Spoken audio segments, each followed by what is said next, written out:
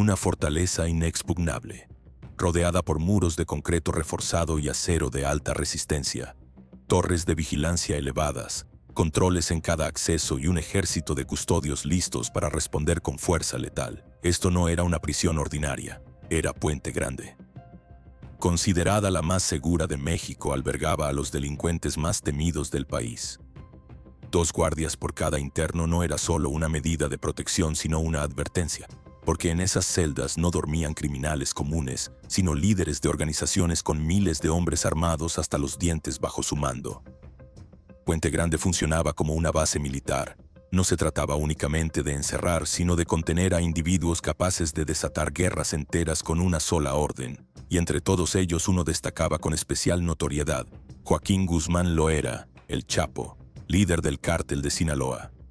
El narcotraficante más famoso, escurridizo y temido que haya conocido México, y el mundo. Fue capturado por primera vez en 1993, tras una agotadora cacería por parte de las fuerzas mexicanas. Finalmente recluido, su arresto no significó el fin de su imperio.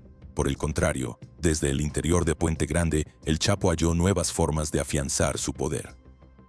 La clave: el dinero. Millones en sobornos transformaron su celda en un centro de operaciones. Alcohol, comida gourmet, acceso libre a mujeres e incluso visitas prolongadas de sus 2 esposas y varias amantes. En la práctica vivía como un monarca tras las rejas. También disponía de teléfonos y líneas de comunicación que le permitían seguir controlando cada movimiento de su organización criminal desde dentro de la prisión. El hombre que facilitó todo esto fue Dámaso López, entonces subdirector de seguridad en Puente Grande, un funcionario clave que pronto se convirtió en su colaborador más cercano. El Chapo lo convenció con sobornos, obsequios, propiedades y un salario que superaba por mucho cualquier ingreso legítimo. Lo que comenzó como corrupción se transformó en lealtad. Dámaso se volvió su hombre de confianza, su conexión con el exterior y su escudo dentro del sistema penitenciario. Desde la sombra de los barrotes, el Chapo no solo conservó el control del cártel de Sinaloa, fue más allá. Dio un giro estratégico al narcotráfico. No inventó el método, pero lo perfeccionó. Desde prisión supervisó la creación de una infraestructura subterránea sin precedentes, una red de túneles. Esa fue la revolución. Bajo su mando se contrataron ingenieros, arquitectos y expertos en excavación. El objetivo: construir corredores subterráneos diseñados con precisión milimétrica, conectando territorio mexicano con puntos clave al otro lado de la frontera estadounidense. Ya no hacían falta barcos, avionetas ni arriesgar cargamentos por carretera. Las drogas viajaban bajo tierra, invisibles y constantes. El negocio se volvió más eficiente, más rentable. Las ganancias del cártel de Sinaloa alcanzaron cifras astronómicas. En poco tiempo, los ingresos mensuales superaban los $20 millones. Paradójicamente, el imperio del Chapo creció más durante su reclusión que en libertad. Estados Unidos, principal destino de sus operaciones, comenzó a exigir su extradición. La presión era continua, no solo por el volumen de droga que cruzaba la frontera, sino porque sabían que mientras Guzmán siguiera en una cárcel mexicana, continuaría operando. Querían verlo tras las rejas, pero en su territorio. Sabían que allí estaría aislado de sus aliados y lejos de las autoridades corruptas que lo protegían. México, sin embargo, se negaba. Alegaban que podían contenerlo, que su sistema era suficiente. Pero el Chapo ya había demostrado que ninguna celda, por sólida que fuera, representaba un verdadero límite para él. Las autoridades mexicanas insistían en que no había razón para trasladarlo. Según las autoridades mexicanas, el sistema penitenciario nacional era capaz de controlar a cualquier interno, sin importar su poder o nivel de influencia. Esa postura representaba un alivio para Joaquín Guzmán. Sabía que mientras permaneciera allí, todo seguiría bajo su control. Sin embargo, en 2001, todo dio un giro inesperado. La Suprema Corte de Justicia presentó una propuesta que abría la puerta a una nueva política: la extradición de criminales mexicanos hacia Estados Unidos. Para el Chapo, esa noticia fue una señal de alerta. Su mundo controlado, manipulado y asegurado mediante sobornos podía desmoronarse en un instante. Si lo enviaban al otro lado de la frontera, no habría aliados, ni espacio para maniobras. Por eso, en cuanto escuchó la propuesta, supo que debía actuar con rapidez. En cuestión de semanas trazó un plan de fuga. Solo unos cuantos podían conocerlo. El más mínimo error significaría su fin. Dámaso López, su mano derecha, fue el primero en ser incorporado. Un nuevo soborno selló el acuerdo. El Chapo le confió sus intenciones y Dámaso aceptó ayudarlo sin titubear. Eligieron una fecha, 19 de enero de 2001. Ese día, el número de custodios se reduciría exclusivamente en el área donde se encontraba Guzmán. Otro elemento clave fue un empleado del penal apodado Chito, cuya labor consistía en recoger la ropa sucia de los reclusos y trasladarla en un carrito hasta una furgoneta. Su papel sería esencial. Invisible para todos, cumplía con su rutina sin levantar sospechas.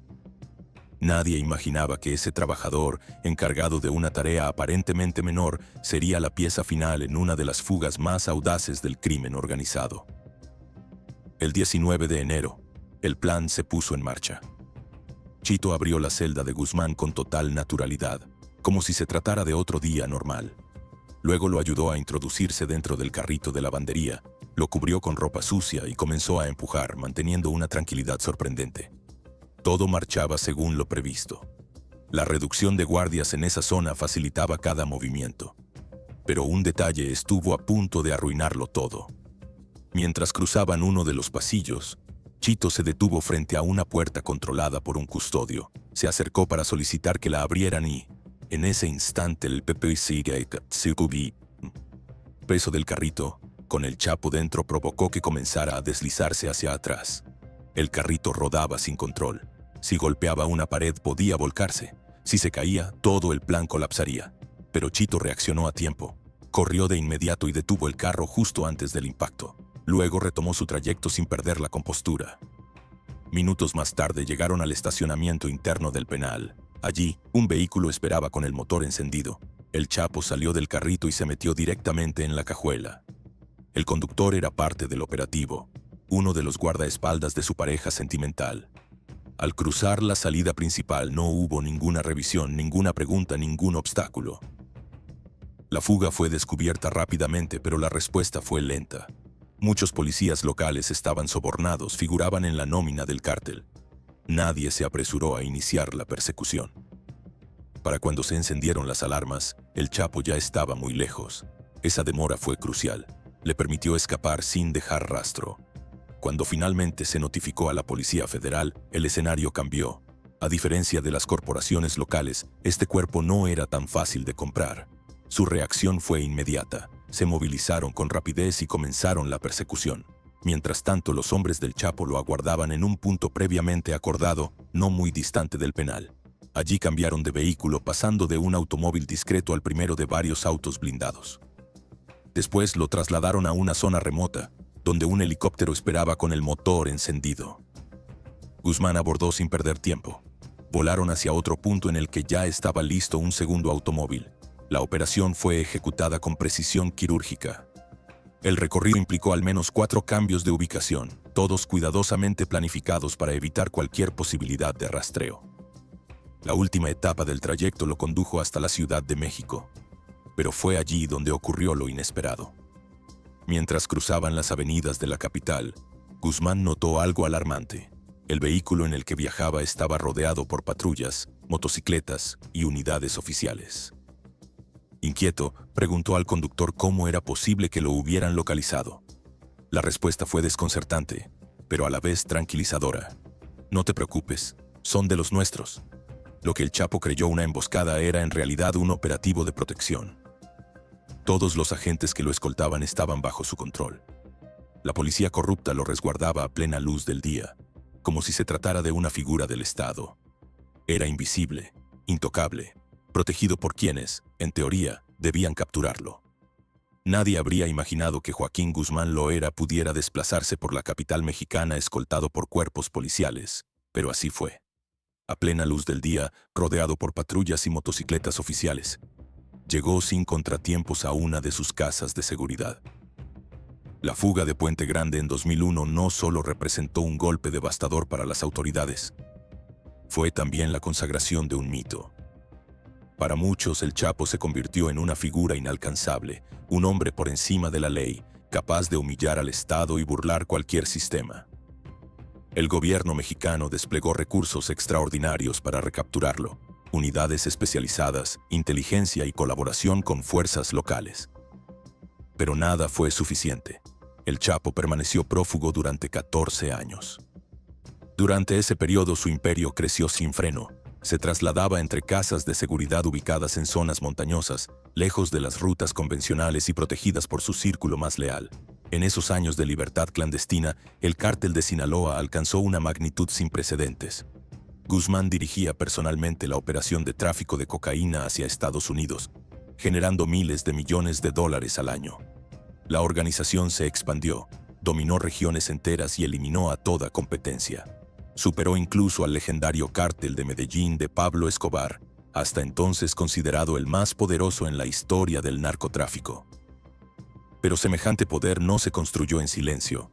Para mantener el control, la violencia se convirtió en norma, especialmente en el norte de México. Las ciudades cercanas a la frontera con Estados Unidos se transformaron en escenarios de guerra. Estas zonas fronterizas eran vitales para el trasiego de droga hacia el norte. Controlarlas significaba poder, dinero y supremacía absoluta del negocio. Por eso, la lucha fue feroz. Bajo el mando directo del Chapo, el cártel de Sinaloa convirtió estas ciudades en campos de batalla. Los asesinatos se dispararon. Las masacres, desapariciones y destrucción se volvieron parte de la rutina. Las calles se llenaron de miedo. Poco a poco, Guzmán fue eliminando a cada grupo rival, uno tras otro. Consolidó su dominio en el norte del país y se posicionó como el único y absoluto señor del narcotráfico entre México y Estados Unidos. Para las autoridades ese poder ya era insostenible, y en 2014, 14 años después de su espectacular fuga, la presión internacional alcanzó un punto crítico. Las agencias de inteligencia mexicanas, ahora con el apoyo activo de Estados Unidos, decidieron cambiar de estrategia. Ya no se enfocaron únicamente en seguir al capo. Comenzaron a vigilar a su entorno más cercano, hijos, esposas, yernos y colaboradores clave. Todos fueron puestos bajo vigilancia y gracias a esa nueva táctica lograron identificar una pieza esencial, el asistente técnico de Guzmán. Se trataba de un joven colombiano con conocimiento detallado de los movimientos internos del cártel. La inteligencia logró convencerlo de colaborar. Su testimonio fue decisivo. A través de él, las autoridades se infiltraron en la red de comunicaciones encriptadas del cártel de Sinaloa. Lograron vulnerar el sistema de seguridad y, por primera vez en años, rastrear con precisión la ubicación exacta del Chapo. Estaba en Sinaloa, en una de sus casas de seguridad, ubicada en pleno territorio que él mismo controlaba como jefe absoluto del narcotráfico. La ubicación fue confirmada. Se trataba de una residencia fortificada, diseñada para resistir cualquier intento de captura. El operativo fue planificado con precisión. El 17 de febrero de 2014, Fuerzas Especiales Mexicanas, con apoyo de agentes de la DEA, rodearon por completo una vivienda en Sinaloa. Pero lo que encontraron no era una casa común. Justo detrás de la puerta principal había una segunda barrera, una pesada puerta de acero. Los agentes comenzaron a golpearla con insistencia, intentando abrirse paso. Mientras tanto, en el interior, Joaquín Guzmán dormía profundamente. Todo cambió en cuestión de segundos. Su asistente irrumpió en la habitación gritando: ¡El ejército está en la puerta! Guzmán saltó de la cama. El eco de los golpes confirmaba que era real. No era un simulacro, era una redada. Desde afuera, las fuerzas especiales observaban sombras moviéndose en el interior. Eso los impulsó a intensificar el asalto. Las ventanas, pequeñas y reforzadas, limitaban las posibilidades de entrada. Toda la estructura había sido diseñada para resistir una irrupción. Finalmente, tras varios minutos de esfuerzo, lograron derribar la puerta de acero. Ingresaron con armas en alto, gritando órdenes claras: ¡Todos al suelo, manos visibles! Pero lo inesperado sucedió. La casa estaba vacía. Registraron habitación por habitación, inspeccionaron cada rincón, cada posible escondite. No encontraron a nadie. Las señales de movimiento eran ciertas, pero no había rastro alguno ni de Guzmán ni de sus acompañantes. El golpe parecía haber fracasado. Sin embargo, lo que los agentes vieron desde afuera no fue una ilusión. Guzmán sí estaba allí cuando comenzó la redada, pero no se escondió, escapó. Al recibir la advertencia de su asistente, se dirigió directamente al baño. No para encerrarse, sino porque sabía exactamente qué hacer. Debajo de la bañera se encontraba su ruta de salida, un túnel de escape construido con precisión casi militar. El cártel de Sinaloa no solo perfeccionó los túneles para el tráfico de drogas, también los convirtió en rutas de evacuación. Cada casa segura tenía una vía subterránea para emergencias como esta. El Chapo activó el mecanismo oculto sin perder tiempo. Detrás del espejo del baño había una pequeña abertura. Insertó un alfiler en el punto exacto, lo que activó una descarga eléctrica que liberó el cerrojo que aseguraba la bañera al suelo. Esta, sostenida por brazos hidráulicos, se elevó sin dificultad. Debajo lo esperaba un túnel. Guzmán descendió, cerró la entrada tras de sí y desapareció bajo tierra. Por eso las fuerzas especiales tardaron tanto en comprender lo ocurrido. Mientras registraban cada centímetro de la casa, él ya se encontraba a metros de distancia desplazándose por el subsuelo. No estaba solo. Escapó junto a su esposa y su asistente de mayor confianza. Juntos atravesaron el túnel con rumbo a la libertad, mientras arriba los agentes seguían buscando en el lugar equivocado. La fuga fue un éxito total. Para cuando las autoridades descubrieron la entrada secreta bajo la bañera, Guzmán ya estaba muy lejos. En lugar de regresar a sus escondites habituales en la sierra, optó por una estrategia distinta. No buscó aislamiento. Eligió mezclarse entre la multitud. Su destino fue Mazatlán, una ciudad costera conocida por sus playas, ambiente relajado y gran afluencia turística. Un sitio donde nadie imaginaría encontrar al hombre más buscado del continente. Sin embargo, había un detalle que él desconocía. Su red de comunicaciones había sido comprometida. El Chapo creía que su ubicación anterior había sido descubierta por casualidad, sin sospechar que sus movimientos estaban siendo monitoreados en tiempo real. Su teléfono estaba intervenido y cada conversación era rastreada. Solo 5 días después de su huida, el 22 de febrero de 2014, autoridades mexicanas, en coordinación con agentes estadounidenses, localizaron su paradero exacto, el Hotel Miramar, en pleno centro turístico de Mazatlán. La operación fue rápida y precisa. Las fuerzas especiales rodearon el edificio, ingresaron a la habitación y lo capturaron sin que opusiera resistencia. No había guardaespaldas, no había protección. En la imagen tomada tras su arresto, Joaquín Guzmán aparece desorientado. No comprendía cómo lo habían localizado con tanta facilidad. Su exceso de confianza en el anonimato había sido su mayor error. Tras su segunda detención fue trasladado al penal de máxima seguridad del Altiplano, considerado el más seguro de todo México. Tal vez te preguntes por qué no fue enviado allí en su primer arresto. La respuesta es simple. En 1993, cuando fue capturado por primera vez, el Altiplano aún se encontraba en desarrollo y no contaba con las condiciones de seguridad que lo caracterizarían años más tarde. Pero en 2014 todo había cambiado. Altiplano se había convertido en una auténtica fortaleza, una base militar disfrazada de prisión. Las medidas de seguridad eran abrumadoras. Patrullas constantes, equipos especializados y un diseño arquitectónico pensado para resistir cualquier intento de fuga o rescate. El perímetro exterior estaba protegido por una red de torres de vigilancia, cada una equipada con custodios armados con rifles de alto poder, listos para repeler cualquier amenaza. Las paredes del penal no eran simples rejas. Estaban compuestas por múltiples capas de acero y concreto, de más de 1 metro de grosor. A esto se sumaban zanjas excavadas alrededor del complejo que añadían otra línea de defensa. Según diversas fuentes, incluso se habrían instalado vehículos blindados dentro del recinto. Todo el complejo era considerado una zona de exclusión aérea, con versiones que hablaban de sistemas antiaéreos instalados para prevenir un posible rescate por vía aérea. Además, las comunicaciones dentro del penal estaban completamente bloqueadas. Ningún teléfono móvil funcionaba allí. Y lo más relevante, el personal había sido cuidadosamente seleccionado. Al menos en apariencia, la corrupción no tenía cabida. Altiplano albergaba a los delincuentes más peligrosos del país, y hasta entonces ninguno había conseguido escapar, hasta la llegada del Chapo. Desde el momento en que cruzó las puertas del penal, Guzmán supo que no podía permanecer allí mucho tiempo. Su mayor miedo no era la celda, era la extradición. Sabía que si lo enviaban a Estados Unidos, su imperio llegaría a su fin. Sin acceso a teléfonos ni a sus propios canales de comunicación, su única conexión con el exterior era a través de visitas autorizadas.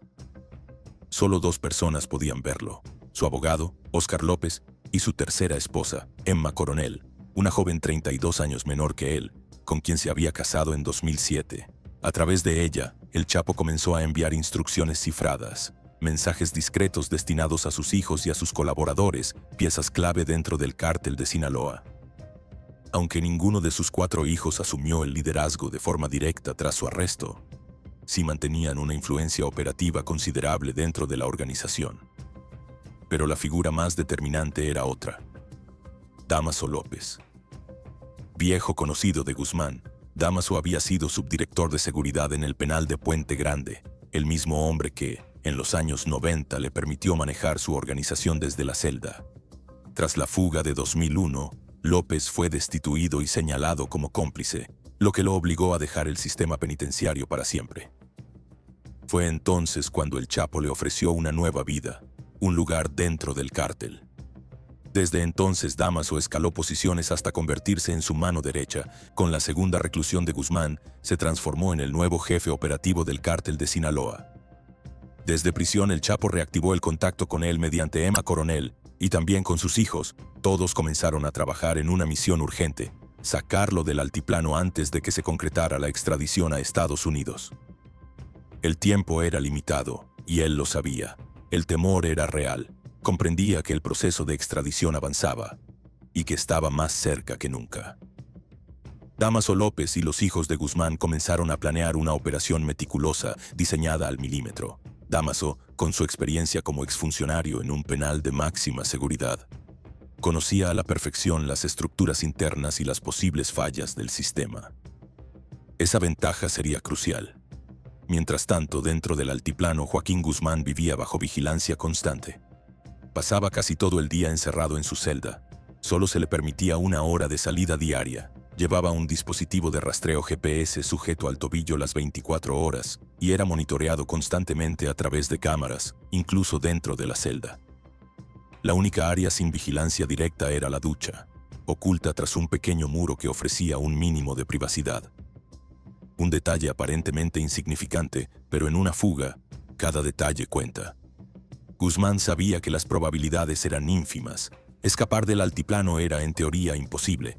Aún así, decidió intentarlo. Y tratándose del Chapo, había un elemento que no podía faltar: un túnel. Pero esta vez, el plan sería distinto. No se excavaría desde el interior hacia afuera. El túnel debía empezar desde el exterior, atravesar el subsuelo y llegar hasta su celda sin ser detectado.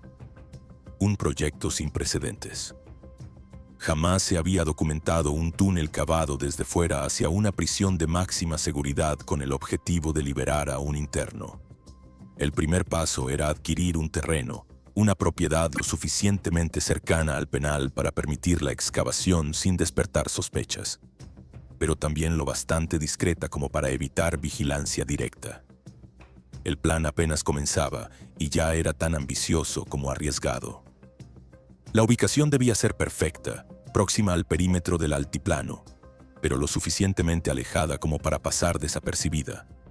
No era una tarea sencilla. La prisión estaba rodeada de campos de cultivo y terrenos baldíos, sin edificaciones cercanas ni movimiento urbano, todo bajo estricta vigilancia. Tras una búsqueda exhaustiva, el equipo de Guzmán encontró el sitio ideal.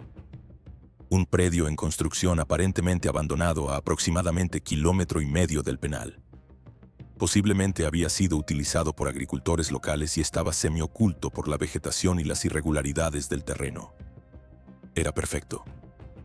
Adquirieron la propiedad a nombre de un tercero sin antecedentes penales, lo que les permitió establecer un punto de partida legal y silencioso para iniciar la excavación. Sin embargo, el siguiente desafío era aún mayor. Aunque lograran cavar un túnel de más de 1,5 kilómetros, ¿cómo asegurarse de llegar exactamente al punto deseado dentro de la prisión? El altiplano era un complejo de alta seguridad, supervisado desde todos los ángulos. La celda de Guzmán estaba bajo constante monitoreo. Un mínimo error de cálculo arruinaría toda la operación.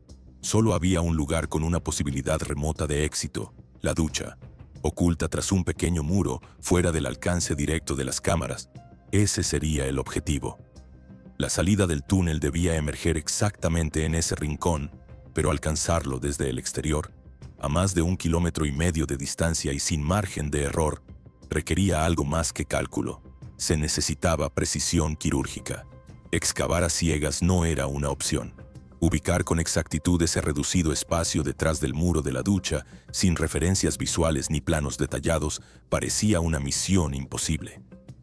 Entonces Guzmán ideó una solución brillante.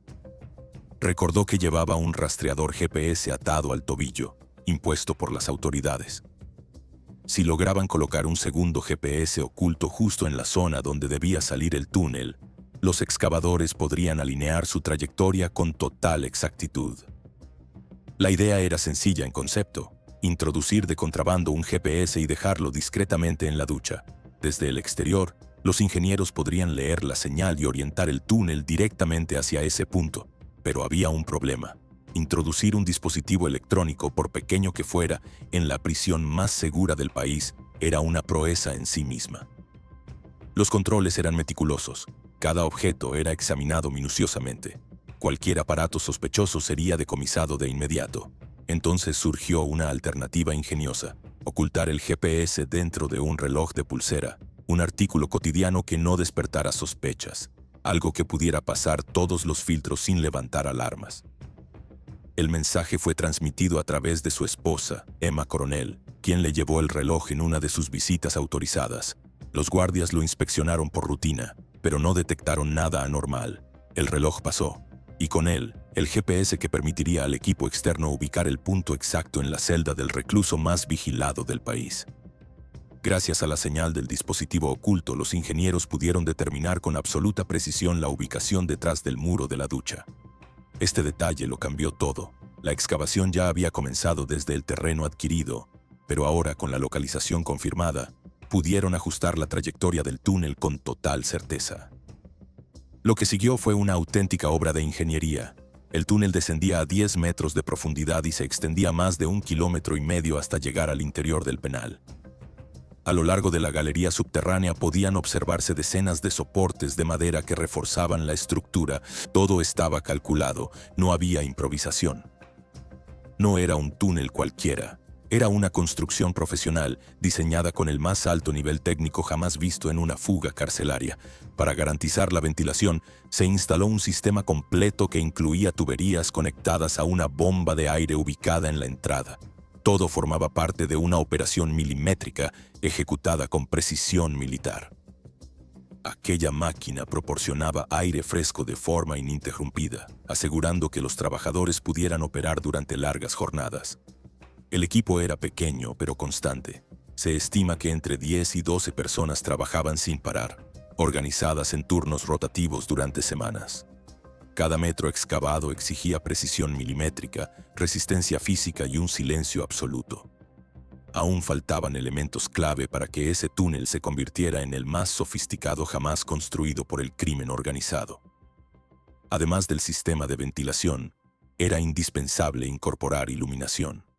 No podían depender de linternas o soluciones improvisadas. Se trataba de una obra de escala industrial. Instalaron miles de bombillas a lo largo del pasadizo, conectadas a una red eléctrica alimentada por un generador cuidadosamente oculto en la entrada del túnel. Este generador estaba camuflado bajo una estructura de cemento que simulaba una simple mesa de trabajo, sin ningún indicio externo de lo que realmente se ocultaba debajo. Nada quedaba al azar. Desde afuera, el edificio de ladrillo aparentaba estar abandonado, sin ruidos, sin maquinaria visible, sin montones de tierra ni movimientos sospechosos.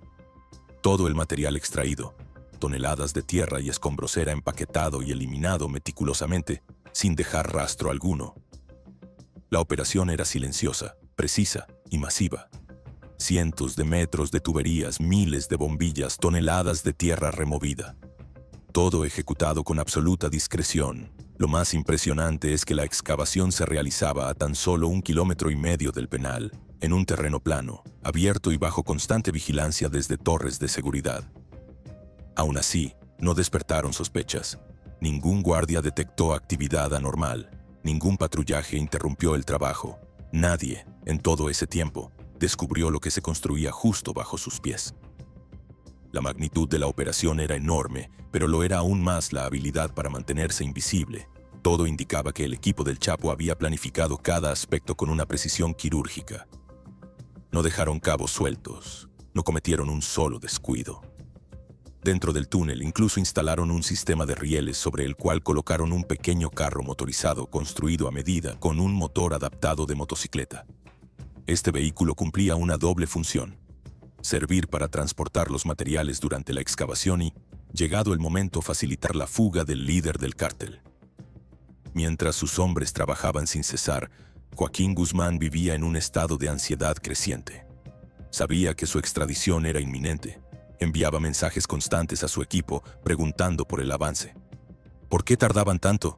¿Qué faltaba? Desde fuera, le respondían con paciencia. Le recordaban que no era una operación cualquiera.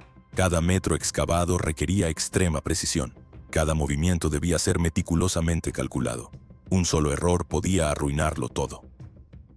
Finalmente, en junio de 2015, Guzmán recibió la noticia que tanto esperaba. El túnel estaba casi listo. Él mismo eligió la fecha para la fuga, el 4 de julio, día de la independencia de Estados Unidos.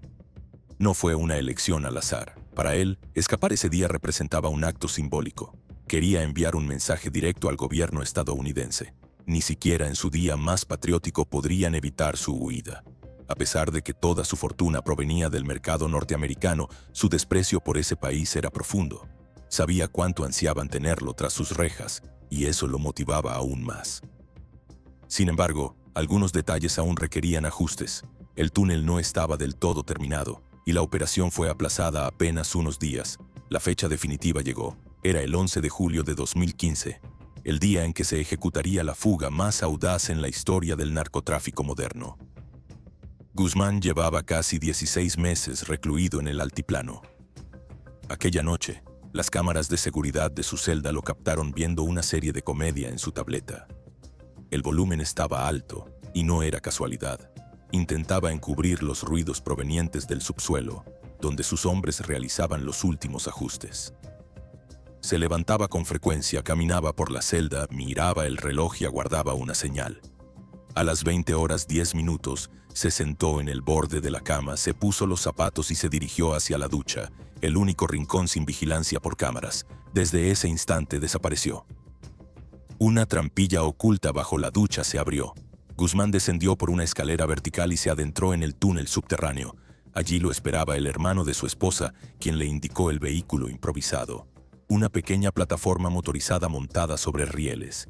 Subió al carro y avanzó a toda velocidad. Al llegar al extremo opuesto, emergió dentro del edificio de ladrillos. En la superficie, un cuatrimoto lo aguardaba. Subió junto a uno de sus hombres y se alejó rápidamente por una ruta previamente despejada. Mientras tanto, en el penal, todo permanecía en aparente normalidad. Pasaron 40 minutos antes de que los custodios notaran algo inusual. Al revisar las cámaras, descubrieron que Guzmán ya no estaba en su celda. Se dirigieron de inmediato a inspeccionarla. Al principio pensaron que podría estar escondido tras el muro de la ducha, pero lo que hallaron fue la entrada del túnel. Se activaron las alarmas y se declaró estado de emergencia, pero ya era demasiado tarde. El Chapo se había fugado, y a esa altura estaba muy lejos. La huida se ejecutó con precisión absoluta. Tras abandonar el túnel y dejar atrás el penal, Guzmán se dirigió hacia un camión de gran tamaño. Subió al remolque y sus hombres cerraron la compuerta desde el exterior. A simple vista era un vehículo de carga común. Nadie habría sospechado que transportaba al hombre más buscado del país. El camión recorrió durante 2 horas la carretera hasta llegar a una ciudad llamada San Juan, en el estado de Querétaro. Allí lo aguardaba la siguiente fase del plan, un jet privado. El piloto era un colaborador de confianza total, con años de experiencia al servicio del cártel. Todo estaba previsto, incluso las medidas para despistar posibles rastreos. Se habían preparado 2 jets.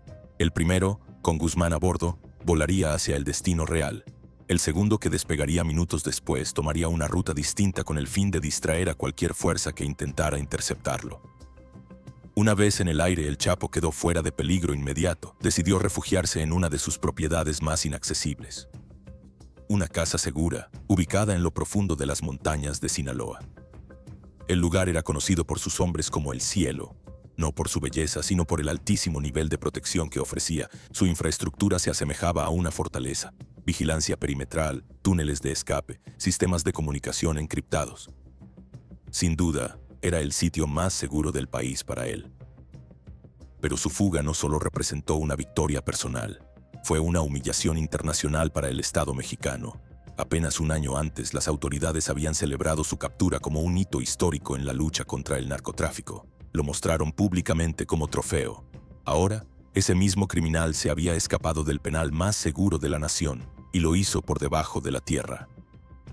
Y lo peor aún estaba por venir, porque si Guzmán hubiese permanecido en silencio, oculto entre las montañas, tal vez nunca lo habrían encontrado de nuevo. Esa fue su gran debilidad. En lugar de mantenerse escondido, volvió a moverse. Viajó de ciudad en ciudad, visitó centros de operaciones, se reunió con sus hombres y dio órdenes en persona. Para él, la presencia era indispensable no solo para dirigir su imperio, sino para conservar su imagen de poder absoluto dentro del cártel. Pero esa necesidad de control fue también su talón de Aquiles. Las autoridades mexicanas, esta vez con apoyo técnico completo de agencias estadounidenses, intensificaron la cacería. La colaboración bilateral alcanzó niveles sin precedentes. Desde Washington se enviaron herramientas de rastreo, software de intervención y equipos de vigilancia de última generación. Gracias a esa tecnología, los servicios de inteligencia mexicanos lograron ubicar una vivienda en Los Mochis, al norte de Sinaloa. Detectaron movimientos sospechosos directamente vinculados con el círculo íntimo de Guzmán. Las señales eran claras. El equipo comenzó a interceptar comunicaciones internas. Aunque los mensajes estaban cifrados, los patrones eran evidentes. Una palabra clave se repetía con frecuencia: la abuela. Frases como "prepárense, la abuela viene" surgían reiteradamente. No era difícil suponer que ese alias se refería a una figura de alto rango. Las sospechas apuntaban en una sola dirección: el Chapo, y la confirmación no tardó. Al día siguiente, un convoy de 3 vehículos ingresó directamente al garaje de la propiedad. Los agentes de inteligencia que vigilaban desde una posición encubierta no lograron identificar a los ocupantes, pero todo apuntaba a que se trataba de una operación especial de seguridad. Las escuchas continuaron, y entre las voces captadas, una destacó claramente por encima del resto. Era la suya, no había dudas.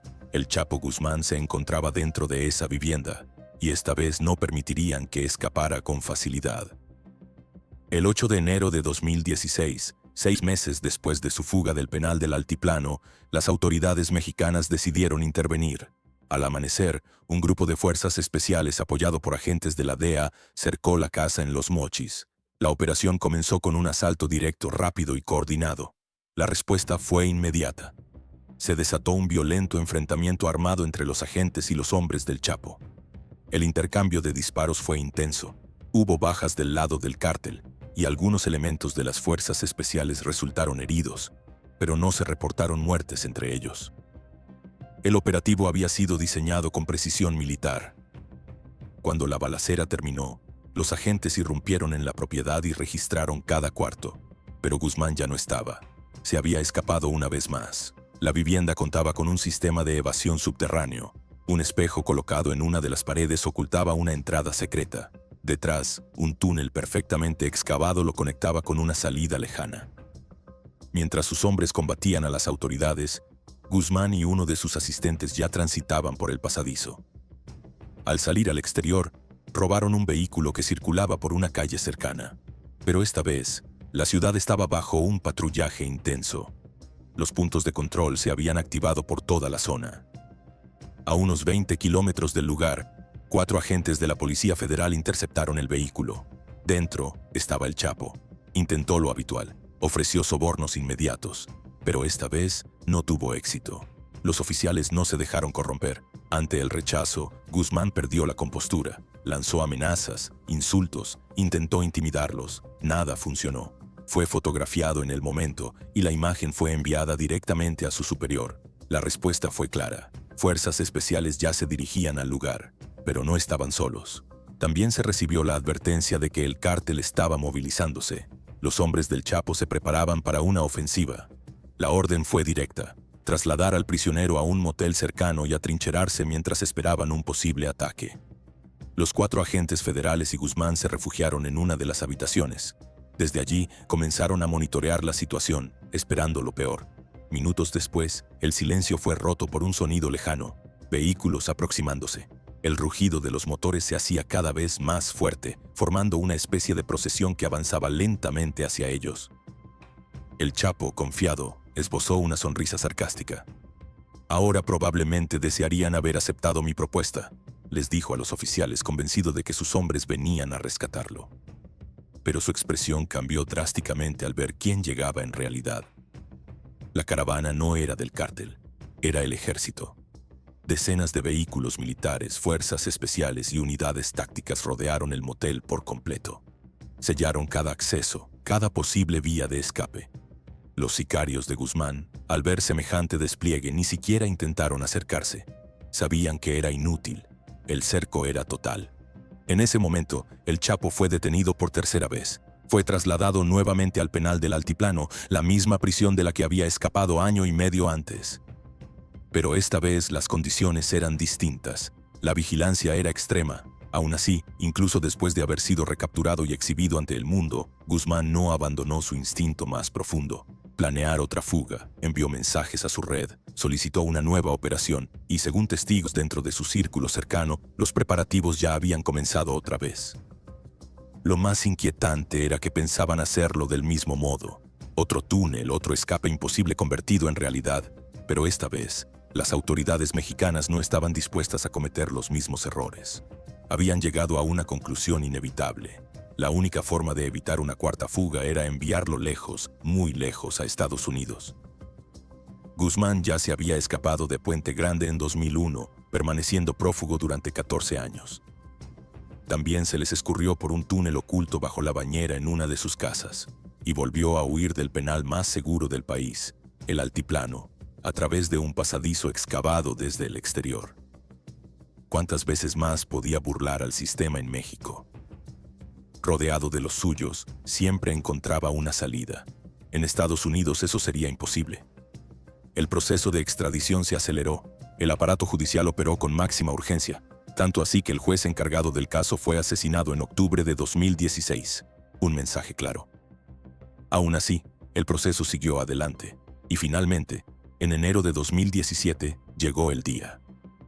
Sin previo aviso, un grupo de soldados ingresó a la celda de Guzmán, lo inmovilizaron, lo ataron con correas y lo llevaron al patio del penal, donde ya lo aguardaba un helicóptero militar. Sin saber aún su destino, fue trasladado a un avión especial. El vuelo despegó en completo sigilo. Solo cuando aterrizó, el Chapo entendió lo que estaba ocurriendo. Estaba en Nueva York, miraba a su alrededor con desconcierto. Preguntó a uno de los agentes de la DEA, ¿dónde estoy? La respuesta fue directa, estás en Nueva York. Y allí estaba, el narcotraficante más poderoso de la historia, reducido, desarmado, con lágrimas en los ojos. Una escena que quedaría para siempre en los archivos judiciales. Comenzaba su juicio en territorio estadounidense, uno de los procesos más extensos y mediáticos jamás celebrados en una corte federal. Finalmente, en 2019, se dictó el veredicto. Joaquín Guzmán Loera fue condenado a cadena perpetua más 30 años adicionales. Su destino quedó sellado de forma definitiva. Actualmente se encuentra recluido en la prisión federal ADX Florence, en Colorado, considerada la más segura y estricta de Estados Unidos. Esta instalación es conocida por albergar a los reclusos más peligrosos del sistema. Allí, cada interno es mantenido bajo aislamiento casi total. El Chapo pasa 23 horas al día en una celda de concreto reforzado. Tiene derecho a 1 hora diaria fuera de su celda, pero solo dentro de áreas cerradas y bajo vigilancia armada constante. La interacción con otros presos es nula. El contacto humano, prácticamente inexistente. La seguridad es absoluta. Es probable que haya pensado en escapar más de una vez, pero esta vez no hay túneles, no hay cómplices, no hay sobornos, solo muros, vigilancia y silencio. Y quizá, en la soledad de esa celda, haya comprendido que su poder, su imperio y su leyenda quedaron atrás. Gracias por acompañarnos hasta el final de esta historia. Si te interesan los grandes relatos del crimen, los giros inesperados y las figuras que desafiaron a gobiernos enteros, no olvides suscribirte al canal, dejar tu like y activar las notificaciones. Tenemos muchas más historias por contar. Nos vemos en la próxima.